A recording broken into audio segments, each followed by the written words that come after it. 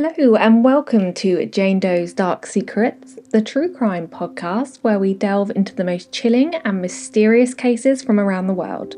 I'm your host Jane, and each week join me as we uncover the truth behind these gripping stories, explore the minds who commit these heinous acts, and seek justice for the victims. Today we will look into the mysterious disappearance of a young girl who vanished without a trace. Celina Mays was just 12 years old and 9 months pregnant when she disappeared from her home in Willingboro, New Jersey in December 1996. Despite the extensive investigations and numerous theories, her case still remains unsolved to this day. In this podcast, we will explore the details of Celina's life, the circumstances surrounding her disappearance, and the ongoing search for answers. We will also examine the key suspects in the case, including family members, friends, and other individuals that were close to Celina. Through interviews and deep dive into the evidence, we will aim to shed light on this haunting case and bring justice for Celina. So, Willingboro is a township located in Burlington County in New Jersey. It has a population of approximately 32,000 as of 2023. It is a diverse community with a rich history, and the township covers an area of about 7.7 square miles. The population is predominantly Black or African American, which is around 68%, followed by white, which is about 12%, and Hispanic or Latino is 15%. Willingboro has experienced fluctuations in its crime rate over the years. In 2022, the violent crime rate was approximately 3.5 incidents per 1,000 residents. The property crime rate has also varied, with a rate of about 15.2 incidents per 1,000 residents as of 2022. The township has seen a mix of crimes, including burglaries, assaults, and occasional homicides. Despite these, the overall crime rate in Willingboro is lower than the national average. Willingboro is a community with a strong sense of identity, resilience, making it an intriguing backdrop for exploring true crime stories such like the disappearance of Celina Mays. Celina was born on the 28th of May 1984 to parents C.J. Mays and Lynn Marie Vitale. The two allegedly had a turbulent relationship, and some instances of domestic violence may have occurred between them. Mays admitted that he had a problem with alcohol and a drug addiction. Lynn, who was an exotic dancer at the time, also struggled with a drug addiction. Celina grew up with her mother, who managed to overcome her addiction, started working at a school as a custodian when she died in 1994. 2 years before Celina's disappearance, Lynn died of a brain aneurysm. After this, Celina temporarily moved in with some of Lynn's friends, but ultimately ended up living with her father, stepmother, and other relatives. However, several of Lynn's family members fought a custody battle for Celina. At the time of disappearance, Mays worked as a bookkeeper and an accountant for the Gospel of Christ Ministries, where his sister worked as the pastor.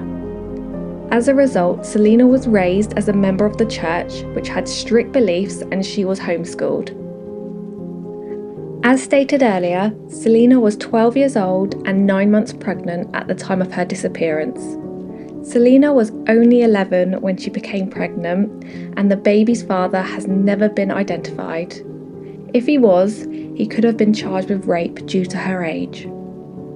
Celina disappeared on the 16th of December 1996. Celina was last seen around 11 p.m. on the 15th of December 1996 when she went to bed at her aunt's house in Willingboro, New Jersey. That day, Celina had attended church before returning home for dinner. She kissed everyone goodnight and put her dishes in the sink. All was normal until, according to her stepmother, Yvette Mays, Celina said, "Thanks for everything." The family may not have thought anything into this at the moment, but looking back, they saw it as her telling them goodbye. Celina's father, CJ Mays, reported her missing and she was never seen again. Celina was due to give birth around the 29th of December 1996. When Celina's mother died, she left a significant life insurance policy, which she had been eligible to collect since she turned 18, but to this date she has never done so. Celina was described at the time of her disappearance as 5 foot, 120 pounds, single, biracial, Caucasian and African American female, with black hair and brown eyes. Celina was heavily pregnant and due to give birth. Celina's stepsister Nori was sent to wake up Celina for breakfast, but she found only pillows and sheets that had been arranged to make it seem like she was still in bed. All of Celina's personal belongings, like her purse and CD player, were left in her room. It appeared as if she left with nothing but the clothes on her back. One of the most promising leads came on the 25th of Jan 1997, when the owner of Sizzle's location told the police that he saw Celina dining in his restaurant with a group. The girl, who came in with a pastor and several other people, including a photographer, didn't appear to be pregnant, said the restaurant owner. Police followed up on the tip, but ultimately determined the girl was not Celina. When Celina disappeared, the family's church became a big focus in the investigation, and many wondered what role, if any, it played in her disappearance and pregnancy. At the time of her disappearance, Cindy Cram, who was Celina's maternal aunt, suggested that Mays' family was hiding her and suspected foul play. His family, on the other hand, placed blame on the mother's side of the family, alleging they took Celina either back to Florida or to Michigan, where they were originally from, because they still wanted custody of her. Mays also believed the family didn't like him because he's black and they're white. Although she would love to see her niece again, Cram isn't optimistic. "My feeling about it right away is that she's not alive," Cram said. "Sometimes you go with your gut feeling, and I still don't feel that she's alive. I think they shut her up." Cram points to concerns and controversies surrounding the Mays Church, Gospel of Christ ministry, which fell under scrutiny in early years of the investigation. Nori Mays was just 4 years old when her 12-year-old stepsister Celina vanished in the middle of the night from their home. "I pulled the covers back and all I saw were pillows." As a toddler, Nori remembers being shielded from the chaos surrounding her sister's mysterious disappearance. She's on a mission to find her. 21st of May 2024 marks Celina's 40th birthday, and Nori wants to seize this milestone as an opportunity to bring new attention to her sister's unsolved case. She went on to say, "I know crime shows want to know everything about my sister's case, but you have to realise there is a broken family behind those stories. I'm asking for a bit of grace here because it's not every day your kid goes missing." Nori remembers her mum cooking breakfast and asking her to go wake up her sister. "I went into her room and I saw the pillows were covered with a sheet. Little did I know from that moment on my family's life journey would be altered forever." In the early 90s, the Mays family ran a church called the Gospel of Christ Ministries in Mount Holly, New Jersey. Nori said it looked like a typical church at first glance, but there was a dark side. According to Nori, her father's sister, Sarita Smith, was the pastor.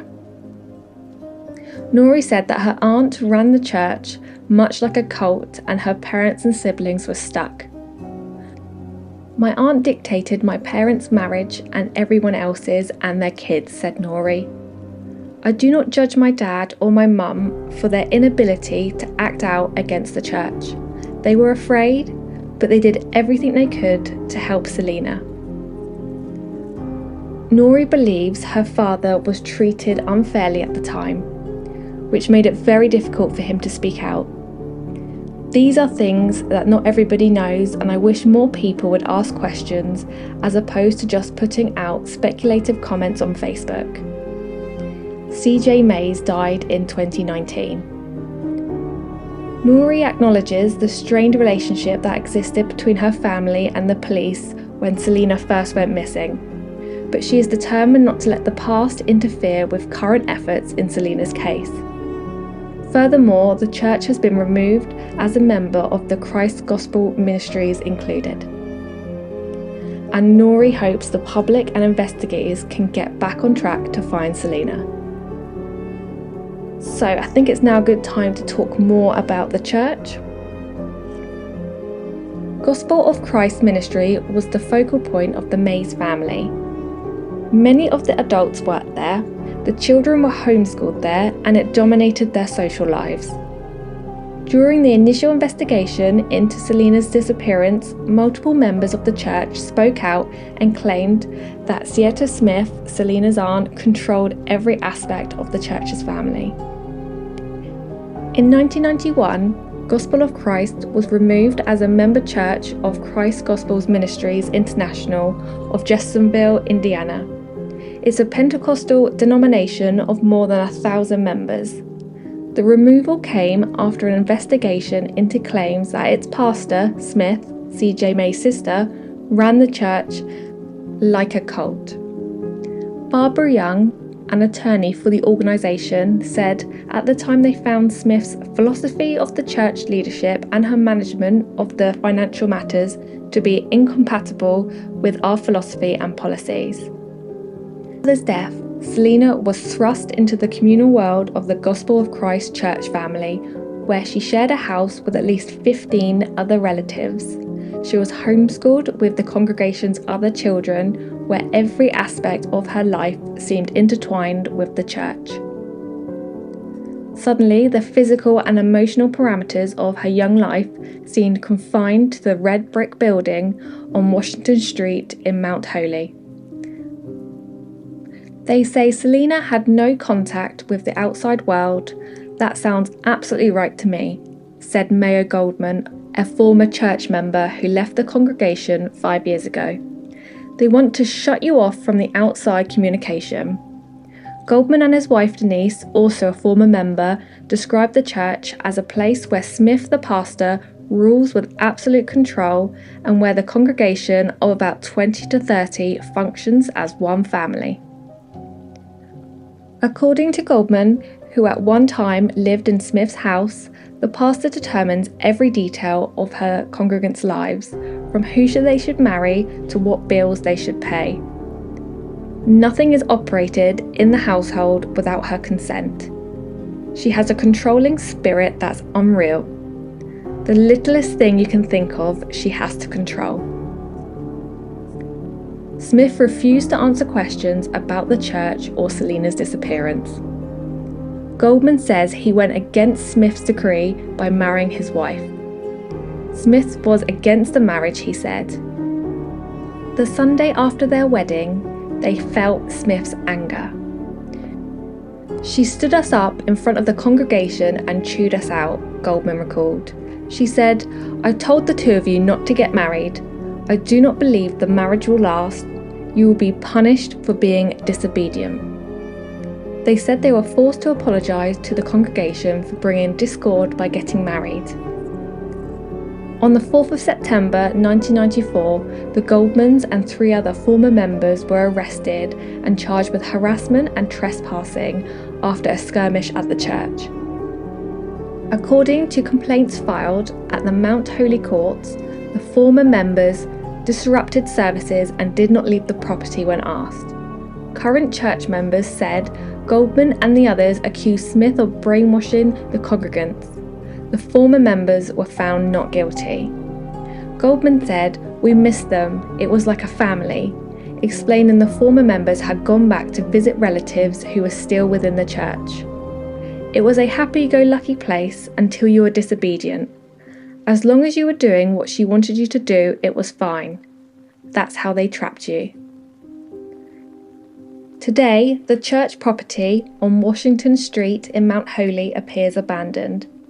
Residents there say the building hasn't been a house of worship in more than a decade. One resident, who only gave the name Tina, said she remembers when the entire town could only talk about Celina and the church. "The kids would play and I would be like, 'Don't go down that way,'" Tina said while motioning towards the former church a few hundred feet away. "There was a lot of talk about the girl that went missing." Pastor Smith claimed allegations and suspicions were drummed up by former members who simply wanted to see the building fail. After speaking during the early phases of the investigation, Smith has rarely given statements to the media or police and denied police requests to search the home and the church. Officers were denied a warrant to search the Mays home, with a judge ruling they can be considered victims, citing Mays' claims police demonstrated bias against the family during questioning. So now let's dive into the theories of Celina's disappearance. Obviously, it didn't take long after her disappearance was reported for the speculation and theories to form. One of the first angles police looked at was identifying the father of Celina's child. Family members claimed she never revealed who got her pregnant. In fact, her father, CJ Mays, said she became upset when she learned blood tests done on the baby could lead to the identification of the baby's father. Mays said his daughter told him the father was 16 and not a member of their church. In an effort to prevent certain rumours from spreading out of control, Mays submitted to the police that he had gotten a vasectomy years before, and his doctors confirmed this. Despite Celina's such a young age, the family objected to an abortion because of their faith.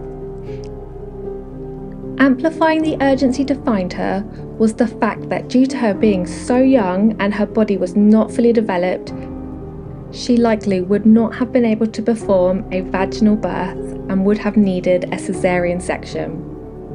That is just such a horrific thought. Both sides of Celina's family have pointed the finger at each other in search of her whereabouts, but that tension existed well before the disappearance. Police also investigated the possibility that one of Celina's cousins may have been her baby's father, as rumours were suggesting this at the time. They repeatedly interviewed the cousin, who denied this and claimed not to know anything about her disappearance. In January 1998, Celina's 23-year-old cousin, Sean Smith, was charged with the aggravated sexual assault of two young congregants at his mother's church in Mount Holy, the Gospel of Christ Ministries. Superior Court Judge Patricia LeBon ordered Smith was held on a $50,000 bail and barred him from any contact with the victims, their relatives, or any children. The victims were only 13 and 16 at the time of the alleged assaults, authorities said. Their parents reported the incidents to the police last July, said Sergeant Jack Smith of the Burlington County Prosecutor's Office. "We're relieved," says Patricia Darden, the attorney for the two girls whose identities were not released. "They are very disturbed. I think the whole experience is something they're going to need assistance getting over." Darden believes the same thing could have happened to Celina, who was only 12 when she disappeared in 1996. "I think there's a very strong possibility that Celina could have been the victim of the same kind of conduct my clients were exposed to," she said. So does Celina's half-brother, Robert, who lives in Dryden in Michigan. "Celina was pregnant, he's been arrested on sexual assault, there you go. That's been our suspicion all along," he said. His arrest is a definite step in the right direction. At least they're looking in the right places now.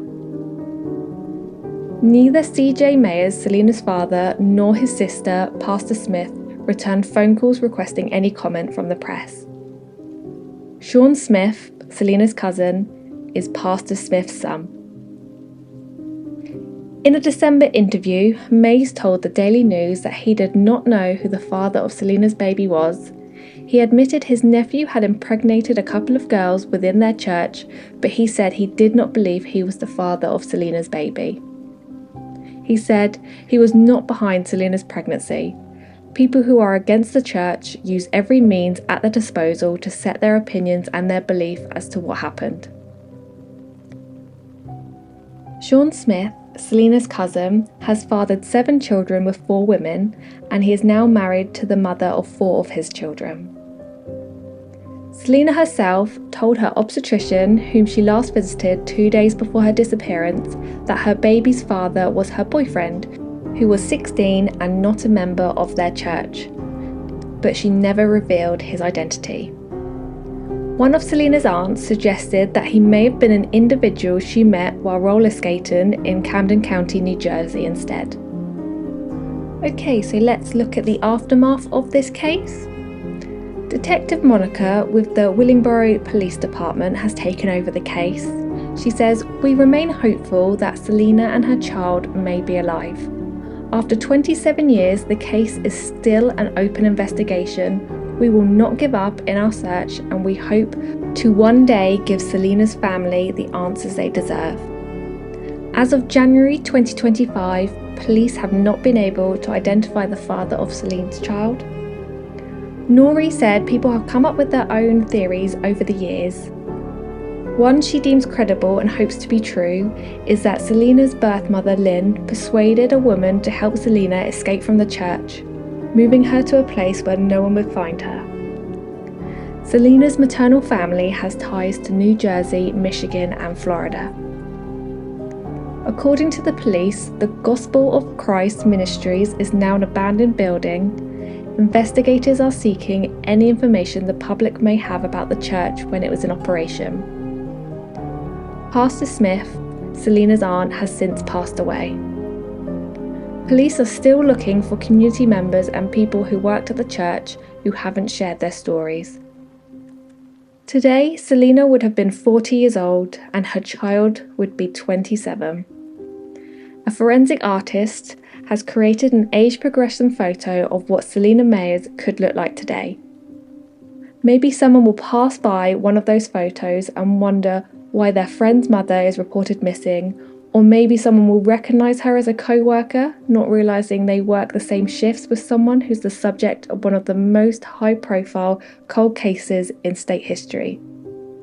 Or maybe the rumours were true and the 12-year-old, known for being wise beyond her years, had her life tragically cut short after she vanished without a trace. I will attach the link to the Missing Kids website and the blog for Celina, where you can view her missing poster and age progression photos. Thank you so much for joining us today on this journey through the case of Celina Mays. As we explored the details of her life and the circumstances of her disappearance and the key suspects involved, I hope to have brought some clarity to this haunting case, and I hope the search will continue and we remain to seek justice for Celina. If you have any information or insights that could help this case, please reach out to the appropriate authorities and keep Celina's story alive. If you found this episode compelling, please make sure to follow Jane Doe's Dark Secrets for more true crime stories that uncover the hidden truths behind some of the world's most chilling cases. Don't forget to follow me on Instagram at the Jane Doe PCast for updates and behind the scene content, and to share your thoughts on today's episode. I'd love to hear from you. Let me know in the comments what other dark secrets you'd like me to uncover in future episodes. Until next time, stay curious and stay safe. This is Jane signing off.